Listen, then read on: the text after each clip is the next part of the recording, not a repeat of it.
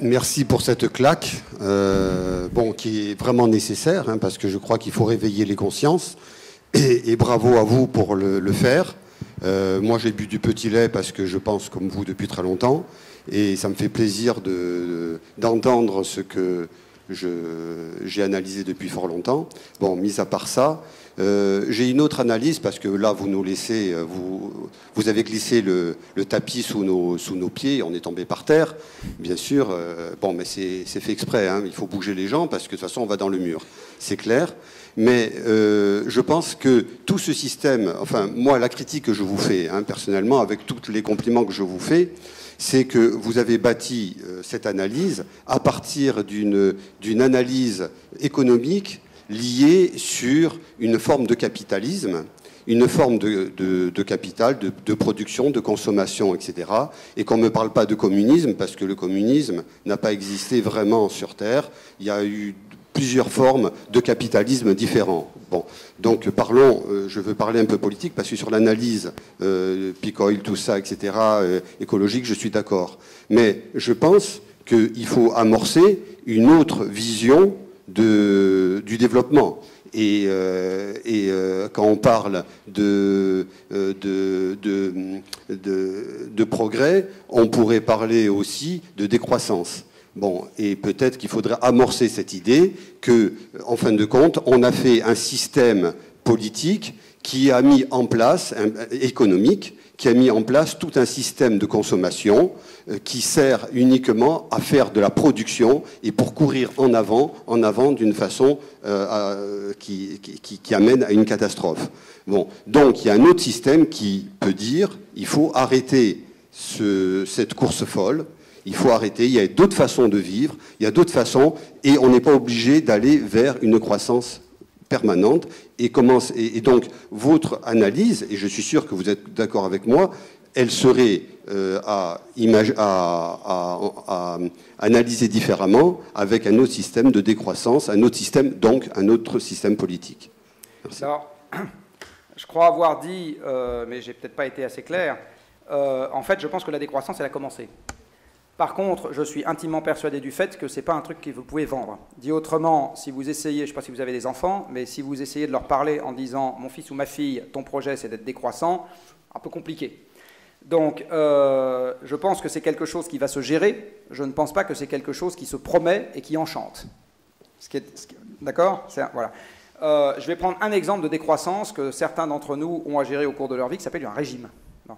Quand vous vous mettez au régime, ce qui est une forme de décroissance, en l'occurrence de votre tour de taille, jamais vous vous dites « qu'est-ce que je suis content de moins manger des trucs que j'aime bien manger ?» Jamais. C'est pour ça qu'il est d'accord. Ce qui vous intéresse, c'est le résultat à l'arrivée, les à côté, les autres projets, mais surtout pas ça. Donc là, je pense que dire « il faut faire un projet de décroissance », moi je pense que ça ne se vend pas. Par contre, dire « il faut faire un projet qui soit neutre vis-à-vis de la croissance », c'est-à-dire qu'il n'ait pas besoin de la croissance pour marcher, ça, je crois que on y est. C'est-à-dire que si on n'est pas capable de faire ça, on n'aura déjà pas la croissance et on aura une décroissance qui se passera encore plus mal que si on est capable de le faire. Mais je vais prendre un autre exemple. Si toute votre vie, je vous prends à 25 ans, vous n'avez pas arrêté de courir de plus en plus vite, et je vous dis, à partir de maintenant, votre objectif, c'est de courir de moins en moins vite, et c'est comme ça que vous allez être heureux, vous allez avoir du mal à passer. Donc, il faut que je vous attire votre attention ailleurs. D'accord ? Donc là, on a attiré notre attention sur le PIB. C'est récent, hein, ça date d'après-guerre, hein. Le phénomène de la croissance, lui, est beaucoup plus ancien. Hein, il date d'il y a 2 siècles. Mais le fait de le mesurer avec autant j'allais dire, de passion et d'en faire l'alpha et l'oméga de toute politique publique, ça, c'est très récent, finalement. Hein, ça a quelques dizaines d'années. Eh bien, détourner son attention de ça, je pense que c'est important. Par contre, ça va poser des problèmes pratiques redoutables.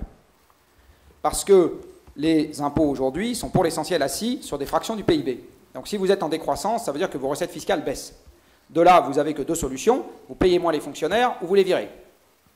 On est d'accord ? Je parle politique, hein. Non, mais moi non plus. Je suis juste en train de vous dire, voilà les problèmes pratiques qu'on a à gérer. Bon. Vous ne pouvez pas promettre ça. Dit autrement, dire mon projet politique, c'est de virer les gens ou de les payer moins, juste ça et le reste, je ne m'en occupe pas, ça ne marchera pas. Donc vous êtes obligé de promettre des projets positifs. Je vais construire ceci, etc. Et puis quand vous regardez les chiffres, vous vous rendez compte que ça passe. Même si vous êtes à PIB décroissant. C'est à mon avis comme ça qu'il faut s'y prendre. Parce que si on s'y prend encore une fois en disant le but du jeu, et vous regardez ce qui se passe en ce moment, enfin je veux dire les gens qui promettent l'austérité, c'est-à-dire une forme de gestion comptable de la décroissance, ils sont tous en train de se prendre le mur. Enfin, je veux dire, on n'adhère pas à ce genre de truc parce qu'on ne voit pas où est la partie sympathique dans l'affaire. Donc voilà, donc c'était juste pour dire, je crois que l'indicateur qu'on a pris un peu trop comme un phare dans un sens, je ne crois pas qu'on puisse le prendre comme un phare dans l'autre. Je pense que si on fait ça, ça ne marchera pas. Mais ça ne veut pas dire, encore une fois, que le phénomène n'existera pas. Je pense qu'il est déjà enclenché. Mais il faut le gérer. Oui, il faut le gérer, absolument. Alors, une de mes maigres ambitions, c'est d'essayer d'aider les gens qui ont à le gérer. Voilà. Mais ça s'appelle des entreprises, ça s'appelle éventuellement des collectivités locales, et donc ils vont avoir des problèmes très pratiques à gérer, et il faut le faire, quoi. Bonjour. Donc, du coup, si je suis bien ce que vous avez dit, il faudrait prendre un autre indicateur que le PIB. Et il faudrait essayer d'instaurer une espèce de gouvernance presque mondiale de cette gestion de crise.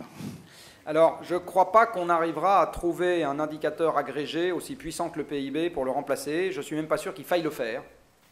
Parce que l'idée de tout mesurer avec un seul indicateur nous a amené un peu trop facilement à penser qu'une heure de temps libre, une truite, un instant de bonheur, un enfant, etc., ça se ramenait à... Voilà. Je ne suis pas complètement sûr que ça soit que ça soit très utile de faire ce genre de truc à tout moment et tout le temps. Parce qu'avec une gestion de cette nature, eh bien, je suis capable de dire à l'euro près quelle est l'utilité économique du Cap Corse. Je ne sais pas si ça a beaucoup de sens de faire ce genre de truc. Je parle du Cap du vrai, hein, pas du truc qui se... donc, vous avez... voilà, donc je pense que ça nous a emmené trop loin, et je pense qu'aujourd'hui, on va devoir trouver un système intermédiaire, pas avec 25 millions de critères à gérer, parce que gérer 25 millions de critères, c'est n'en gérer aucun de manière pertinente, mais par contre, je pense qu'il faut en avoir quelques-uns qu'on gère en permanence. Alors moi, je vais vous en proposer 4 pour remplacer le PIB, dont aucun des 4 ne suppose que le PIB croisse en permanence pour être surveillé. Je vous propose l'emploi, les émissions de CO2, les combustibles fossiles importés et l'équilibre des comptes publics. D'accord ? Avec ces 4 indicateurs, tout projet qui bénéficie à ces 4 indicateurs, il faut le regarder de très près, même si ça crée de l'emploi, moins payé que l'emploi qui sera détruit ailleurs. C'est peut-être pas le plus grave. Par contre, j'en reviens à ce que je disais tout à l'heure, les gens qui ont bâti un système dans lequel le système ne sait pas s'adapter à la baisse, il sait s'adapter qu'à la hausse, mais pas à la baisse, ça c'est clair qu'il va falloir faire bouger les lignes vite pour être capable de gérer des mouvements qui aujourd'hui ne sont pas gérables. Et en particulier toute la fonction publique, et c'est pas y faire injure, hein, mon père et ma mère en font partie ou en faisaient partie, toute la fonction publique va devoir prendre sa part à l'effort, à mon avis, exactement comme une partie des gens du privé, c'est-à-dire accepter que leur rémunération ne fasse pas juste des trucs dans un sens. Je vous rappelle quand même aujourd'hui, pour finir par de la provocation, qu'aujourd'hui les fonctionnaires sont mieux payés que les salariés du privé en moyenne. Hein. Donc ils ont à la fois la sécurité de l'emploi et une meilleure fiche de paye. Vous voyez que c'est un débat qui mérite d'être posé quand même. Hein. Et je ne dis pas ça pour ou contre, je dis juste que c'est un débat qui mérite d'être posé.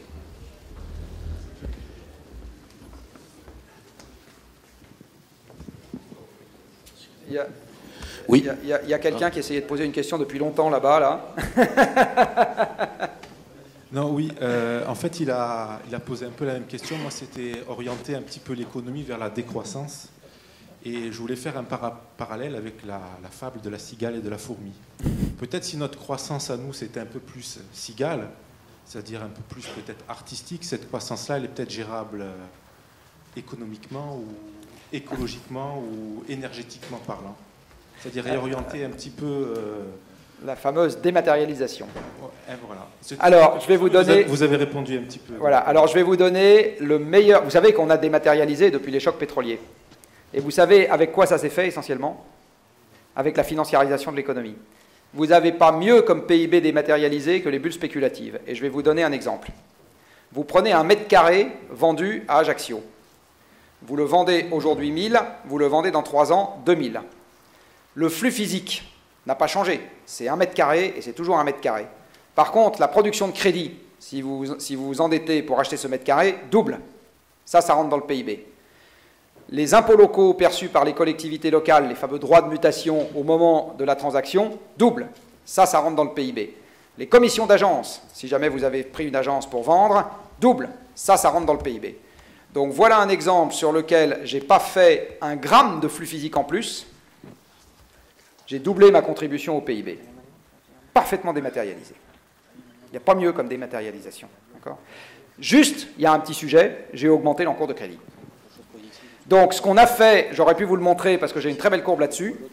Depuis les chocs pétroliers, en fait, l'énergie s'est mise à croître moins vite que le PIB, mais la dette s'est mise à croître beaucoup plus vite que le PIB, et ça c'est vrai dans tous les pays, dans toutes les économies occidentales. L'endettement public n'existait pas avant 1974. L'État français n'était pas endetté avant 1974, l'apparition de la dette date de 1974. Donc l'endettement public et privé a augmenté dans toutes les économies occidentales depuis le choc pétrolier, et à chaque fois que vous avez une tension un peu plus forte sur l'énergie, l'endettement augmente un peu plus vite. Et il a totalement explosé cet endettement depuis 2005, c'est-à-dire depuis le moment, comme je vous l'ai dit tout à l'heure, où le pétrole s'est arrêté de croître au niveau mondial, a commencé à décroître en Europe, et à ce moment-là, on a fait encore plus de PIB dématérialisé qu'avant, avec une production de crédit qui a encore plus explosé. Évidemment, ce truc-là finira par ça va finir par se dégonfler. Une dette, ça peut s'effacer. Oui, c'est très exactement. Alors, à mon avis, il n'y a que deux manières d'effacer une dette, c'est l'inflation ou le défaut. Donc, il va se passer l'une des deux choses suivantes pour les gens qui ont des obligations. Je vous le dis, je vous l'écris. Inflation ou défaut. Donc, ou bien un jour, on vous dit, il y a Z% de votre SICAV qui ne vaut plus rien, ou Z% de votre assurance vie qui ne vaut plus rien. Ça, c'est l'option A.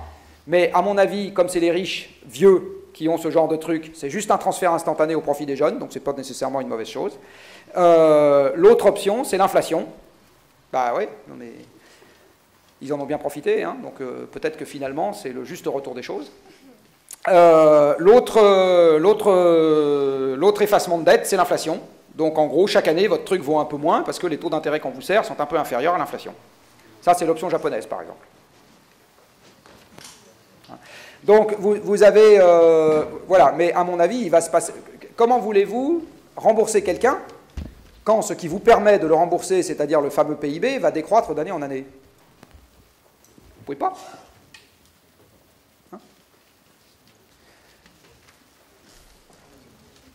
Alors, pardon, juste pour finir là-dessus, je pense que ce qui est gravissime dans cette histoire, c'est qu'on ne soit pas prévenu. C'est-à-dire que la paire de lunettes chaussée par l'essentiel des épargnants ne permettent pas de comprendre qu'on est parti dans un système dans lequel quelque chose doit se passer qui n'est pas favorable à la sécurité de leur épargne. Voilà. Donc ça, c'est emmerdant. Maintenant, si on comprend collectivement où sont les arbitrages, on fera en conscience celui qui est le moins mauvais. Je ne sais pas s'il y en aura un meilleur, mais en tout cas, il y en aura un moins mauvais. Bonjour, Sébastien Bruno, je suis président de l'interprofession de la filière bois, charpentier aussi de métier. Et on a une ressource donc en Corse qui couvre à peu près 55% de notre territoire, qui est la forêt, et qui est aujourd'hui très peu utilisée dans notre économie et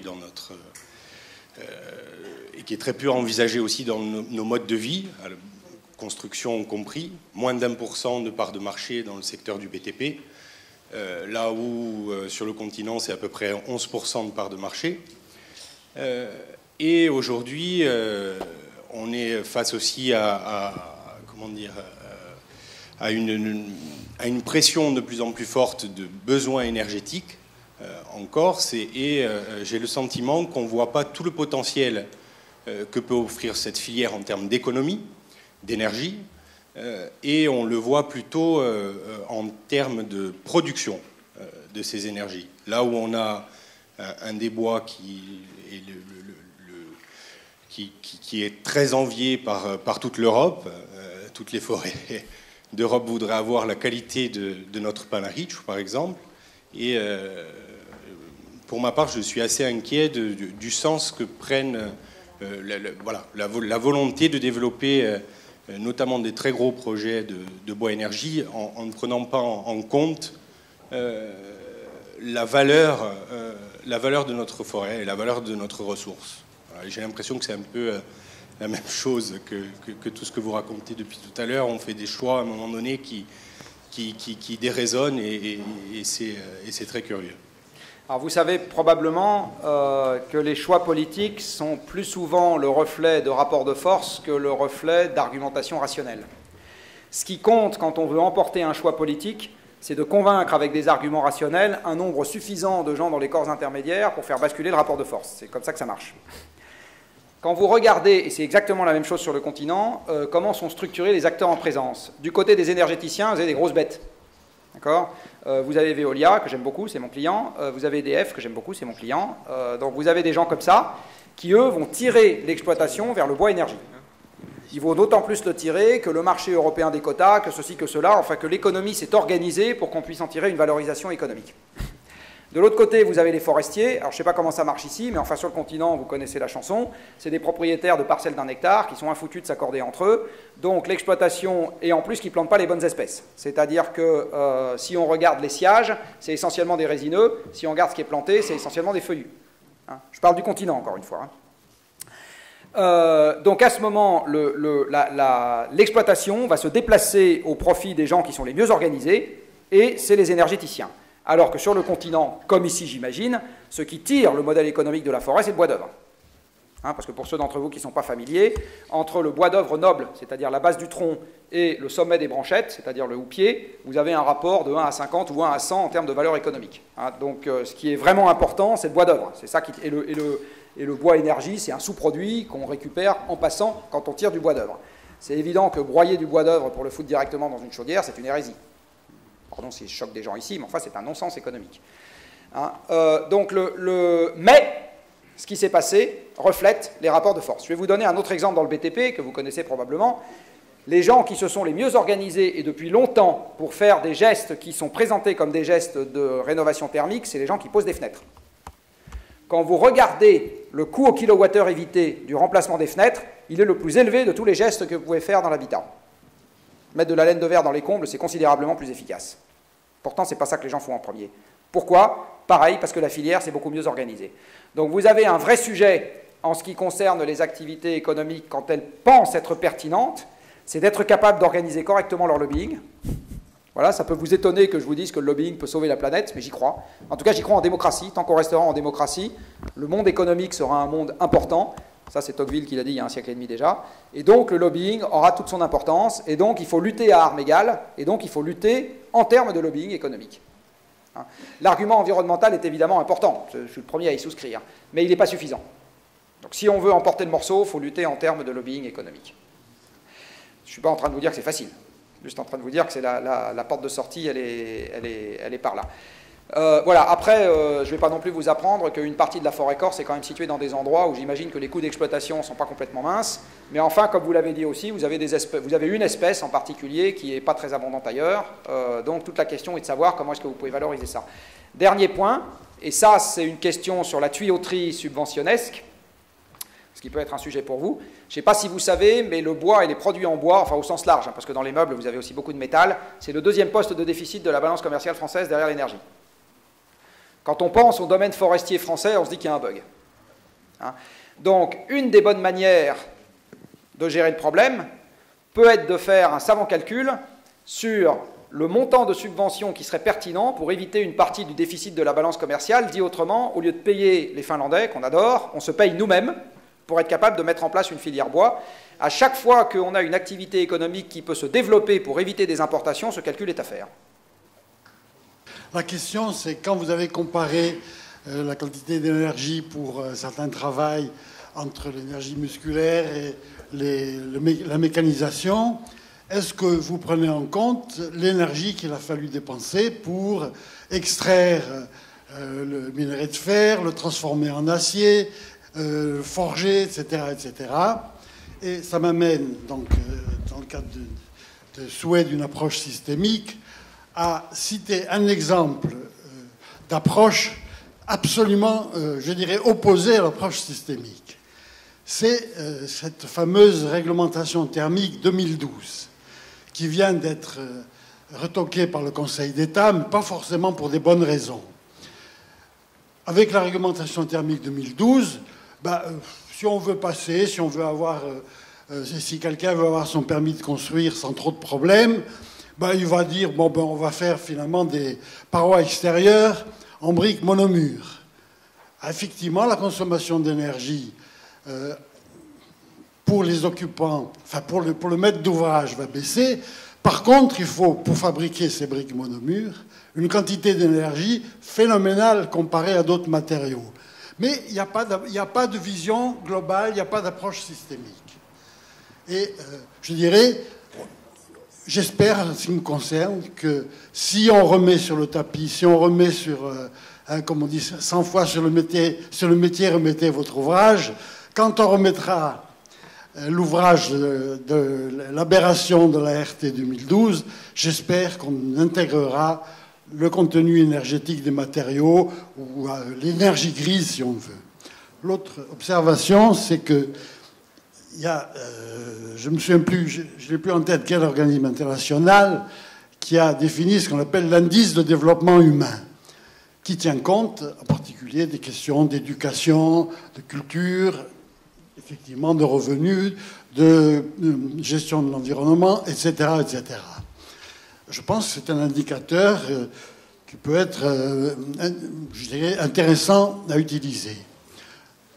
Dernière remarque, dans la plupart des cas, quand on nous fait un exposé sur n'importe quel sujet à propos de l'avenir, on nous parle de croissance ou de décroissance.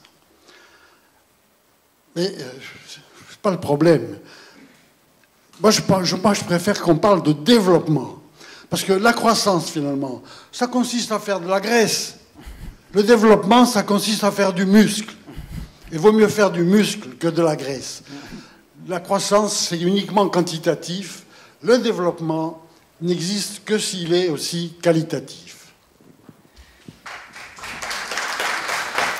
Quand j'ai montré cette courbe-là, je vous ai montré la totalité de l'énergie extraite de l'environnement par personne, y compris l'énergie qui sert à extraire le reste de l'énergie.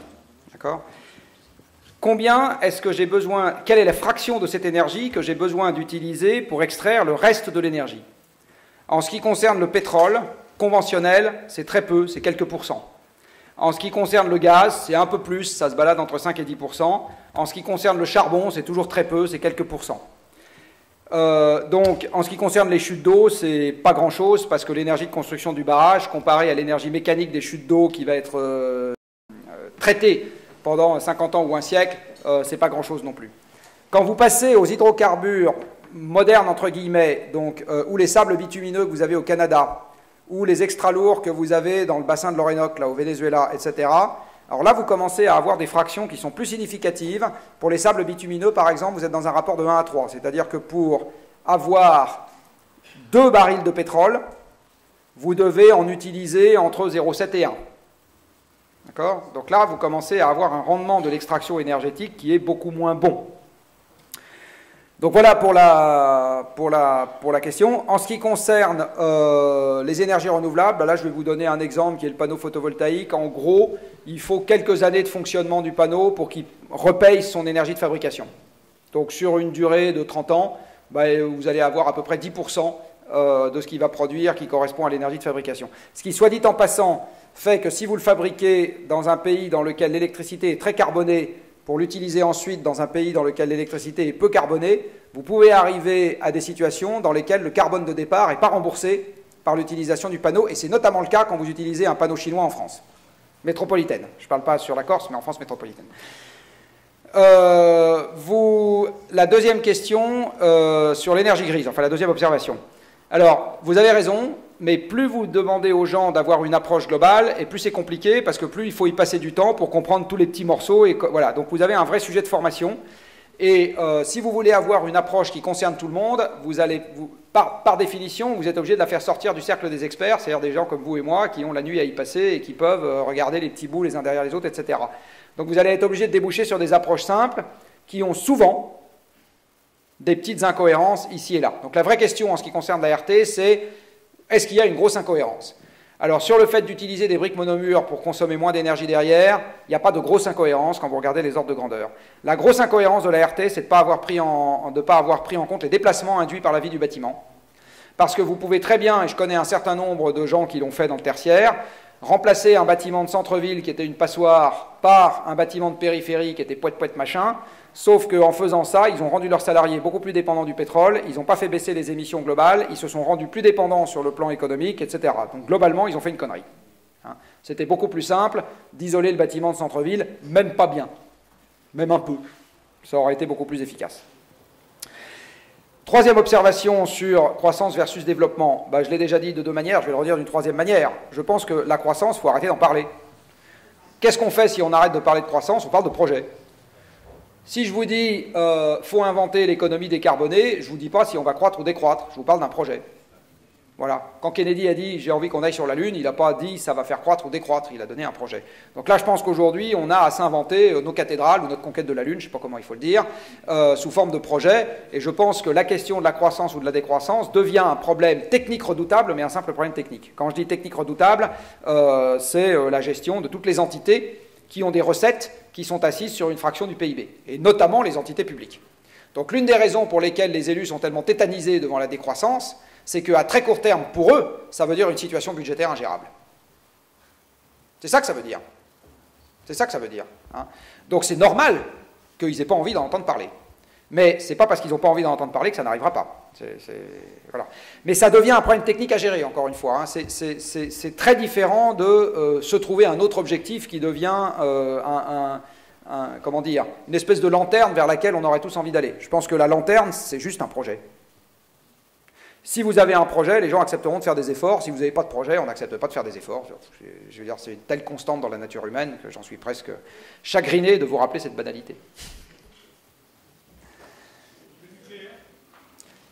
Alors, le nucléaire, question courte, réponse longue.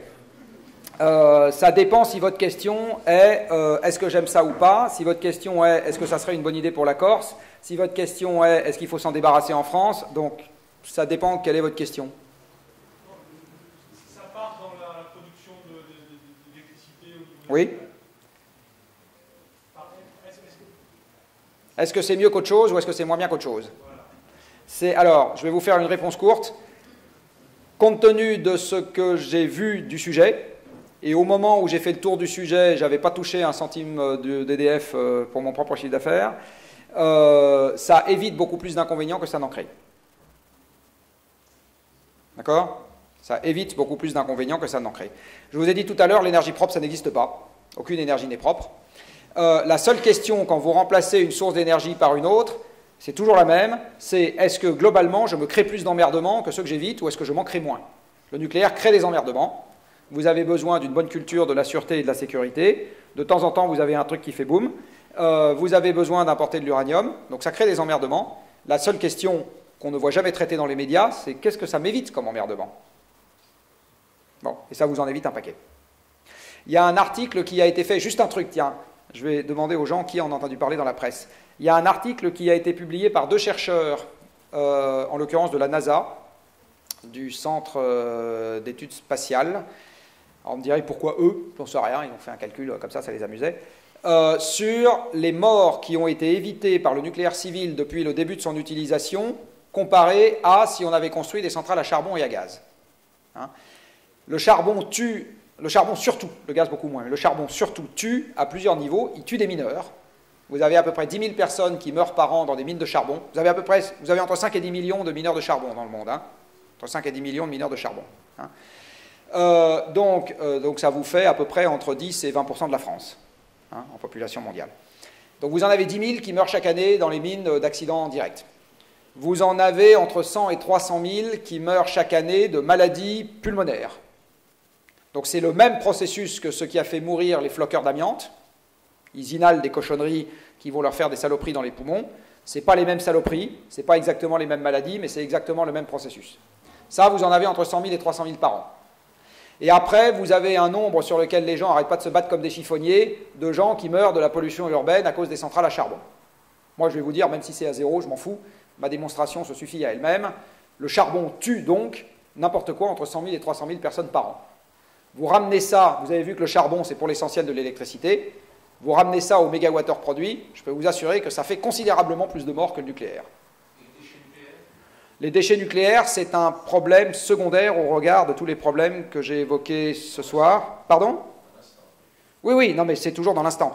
Et si je suis un peu plus précis que ça, en fait, les sujets que j'ai évoqués ce soir, j'ai envie de les discriminer, ça va être simpliste, hein, mais en deux catégories. Il y a ceux que je ne suis pas capable de transmettre dans des conditions acceptables à mes enfants, c'est-à-dire que je suis en train de leur fourguer un problème, ou à moi-même, c'est-à-dire que je suis en train de leur fourguer un problème qui excédera de très loin leur capacité de réponse, et les problèmes que je suis capable de transmettre à mes enfants dans des conditions dans lesquelles ils seront toujours capables de s'en occuper. Si je mets des saloperies à 400 mètres sous Bure, je considère que mes enfants seront toujours capables de s'en occuper. La probabilité pour que ces déchets sautent à la figure des habitants d'Ajaccio est rigoureusement nulle. Et même la probabilité que ces déchets sautent à la figure des habitants de Bure est rigoureusement nulle. Non mais... Qui a entendu parler ici d'Auclos? Ah, il y en a un. Je vais raconter l'histoire. Auclos est un endroit situé au Gabon. Vous avez entendu parler? Bon. C'est un endroit où il y a une mine d'uranium. Alors vous savez probablement que dans l'uranium, aujourd'hui, on utilise l'isotope 235, qui est présent à environ 0,7% de l'uranium total, mais qui est un uranium qui se dégrade plus vite, qui a une décroissance radioactive plus rapide que celle de l'uranium 238, qui constitue le reste de l'uranium. Aujourd'hui, il y a 0,7% d'uranium 235 dans l'uranium naturel. La demi-vie de l'uranium 235 est à peu près 1 milliard d'années. Donc il y a 1 milliard d'années, j'avais 1,4% d'uranium 235 dans l'uranium naturel. Il y a 2 milliards d'années, j'en avais à peu près 3%. 3%, c'est la teneur en uranium 235, monsieur EDF, je parle sous son contrôle, qui est dans l'uranium enrichi qu'on enfonce dans les centrales. 3% en gros. Hein. Donc il y a 2 milliards d'années, à Auclos, au Gabon, où il y a une mine d'uranium, vous avez de l'uranium enrichi à 3% sous terre. Et puis vous avez des infiltrations d'eau qui se produisent. Ces infiltrations d'eau vont jouer exactement le même rôle que l'eau dans nos réacteurs électrogènes, c'est-à-dire qu'elles vont permettre le déclenchement d'une réaction modérée de fission, qui ne va évidemment pas produire d'électricité, par contre ça va produire de la chaleur et des déchets nucléaires. Il y a 2 milliards d'années. Hein. Eh bien, les descendants des déchets nucléaires qui ont été produits à Auclos, au Gabon, il y a 2 milliards d'années, ils sont toujours sur place. Donc, encore une fois, c'est une franche saloperie. Il n'y en a pas beaucoup. C'est des espèces de cailloux. Vous les mettez dans un endroit, je peux vous assurer que ça m'empêche, moi, beaucoup moins de dormir que tous les problèmes que j'ai évoqués ce soir. Même celle de Californie, ouais. Ça emmerdera éventuellement. Ça, c'est tant pis pour les Californiens. Attendez, non mais chacun sa merde. Si les Californiens décident de construire une centrale nucléaire sur une faille, ils en assumeront les conséquences. Nous, on n'aura aucun problème. Nous, on n'aura aucun problème. Non, j'insiste, nous n'aurons aucun problème. Le nuage ne s'arrête pas à la frontière. Au moment où il arrive chez nous, la radioactivité supplémentaire qu'il amène est infinitésimale par rapport à la radioactivité naturelle. Donc pardon, ou que le radon en Corse. Donc vous mourrez d'autre chose. Voilà. Je vais encore faire un peu de provocation. Je peux vous assurer que tous les gens dans cette salle qui fument peuvent totalement se désintéresser des problèmes de la radioactivité induite par les activités humaines. Alors, totalement. Pardon? Et même, ils peuvent se désintéresser du charbon, absolument. Pas du changement climatique, mais du charbon, oui. En direct, du charbon. Oui. On est passé à 3 milliards et nous sommes 6 milliards et quelques. 7. Un peu plus de 7. Voilà, donc on a plus que 2 fois doublé, un peu plus. Bon, même si c'est un PIB constant, c'est un nombre d'individus. On est d'accord. C'est un vrai problème. Donc, Cousteau disait 1 milliard d'individus sur Terre, c'est la norme. On ne peut pas en supporter plus. Pour ne pas user plus que ce que la Terre nous donne. Ça dépend comment vous voulez vivre, combien de temps vous voulez qu'il y ait 1 milliard d'habitants, etc. Tout ça, encore une fois, est une affaire d'ordre de grandeur. La chose que j'ai dite tout à l'heure et que je maintiens, c'est que la Terre n'est pas assez vaste pour permettre à 2 milliards de terriens de vivre comme un occidental d'aujourd'hui, ad vitam aeternam. Voilà, ça, la Terre n'est pas assez vaste pour ça. Maintenant, qu'est-ce qui advient derrière? À nouveau, c'est une affaire de choix. Si je demande, parce que vous savez, les problèmes généraux, il faut toujours les désagréger en problèmes pratiques. Donc si je demande aux gens qui sont dans cette salle, en âge d'avoir des enfants, qui n'en ont pas encore eu, est-ce qu'ils sont prêts à ne pas en avoir pour le bienfait de l'humanité? Je ne sais pas trop ce que je vais avoir comme réponse. Je ne suis pas complètement sûr que ça aille dans le sens. Voilà. Donc il y a un moment où c'est compliqué de fournir de derrière un pupitre, là, une réponse de savant fou en disant la vérité est là. C'est compliqué. Donc il y a des domaines dans lesquels on est sûr d'avoir à peu près identifié la bonne direction. On peut déjà commencer par cela. En ce qui concerne quelle est la bonne taille de la famille dans le monde que je suis en train de vous décrire, c'est plus compliqué. Par contre, ce dont je suis sûr, c'est que ce n'est pas parce que c'est un débat difficile qu'il faut s'éviter de temps en temps d'y réfléchir un peu. Mais c'est difficile de le faire avec sa tête et de ne pas le faire avec ses tripes. Parce que c'est quand même un sujet qui nous concerne de très près. C'est une belle conclusion. Pardon ? C'est une belle conclusion. Non, je pense que on peut avoir...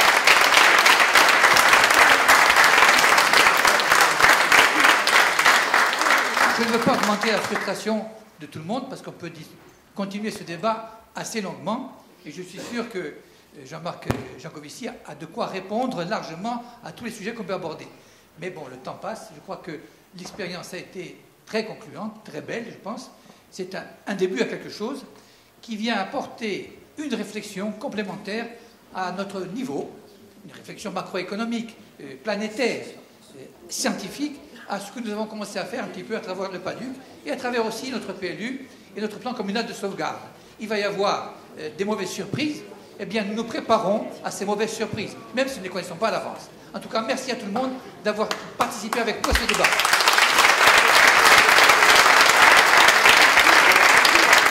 Et bravo aux conférenciers.